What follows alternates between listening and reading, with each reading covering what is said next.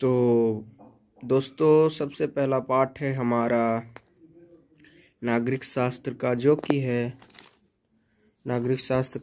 है शीत युद्ध का दौर। तो दोस्तों, जैसा कि आप सब जानते हैं कि अभी लास्ट पेपर है नागरिक शास्त्र का, जो कि यूपी बोर्ड वालों का है। ठीक है, तो ज़्यादा पढ़ाई पे ध्यान दीजिए और अच्छे नंबर लाइए। तो हम चलते हैं, आप सभी को हम बहुविकल्पी प्रश्न पहले बता देंगे और उसको आप पढ़िए, समझिए और बढ़िया चैप्टर हैं, याद हो जाएगा। ठीक है, कोई दिक्कत नहीं है। ये सब ऐसे मतलब ये किताबें हैं कि अपने से भी आप बना के लिख सकेंगे, तो कोई दिक्कत नहीं होगा, आपको बढ़िया से अंक मिल जाएंगे और पास हो जाएंगे आप लोगों।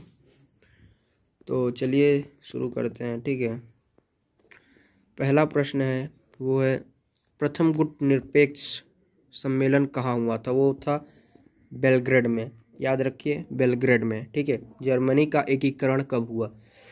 1990 में जर्मनी का एकीकरण हुआ। ठीक है, जापान के हिरोशिमा और नागासाकी परमाणु बम कब गिराया गया? वो है 1945। ये ज़्यादातर आता है, तो दोस्तों कृपा करके इसे बढ़िया से याद रखिएगा। 1945 क्या, 1945।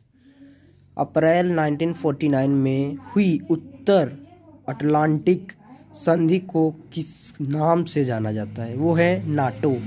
क्या है? नाटो। याद रखिएगा। शीत युद्ध के बारे में निम्नलिखित में से कौन सा कथन गलत है? वो है अमेरिका और सोवियत संघ सीधे युद्ध में शामिल थे। ये गलत है।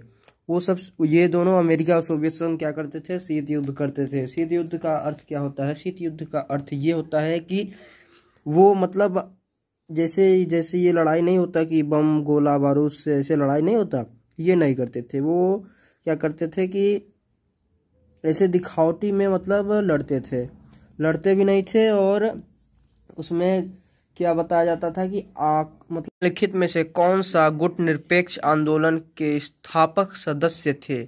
भारत और इंडोनेशिया। याद रखिए, भारत और इंडोनेशिया। निम्नलिखित में से कौन सा देश पूंजीवादी व्यवस्था में विश्वास रखता है? वो है संयुक्त राज्य अमेरिका, यूएसए एंड यूएसएसआर। ठीक है, द्वितीय विश्व युद्ध कब समाप्त हुआ?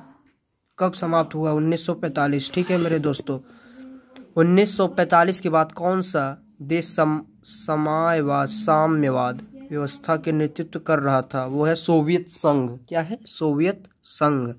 याद रखिए मेरे दोस्तों। द्वितीय विश्व युद्ध के पश्चात विश्व के दो महाशक्तियां थी, संयुक्त राज्य अमेरिका और सोवियत संघ। कौन थी? USA and USSR. जिसको हिंदी नहीं आती, इंग्लिश नहीं आती, वो हिंदी में जान ले, और जिसको हिंदी नहीं आती वो इंग्लिश में जान ले। ठीक है, गुट निरपेक्षता की नीति के प्रतिपादक थे, वो थे जवाहरलाल नेहरू। कौन थे प्रतिपादक? जवाहरलाल नेहरू थे। ठीक है मेरे दोस्तों, शीत युद्ध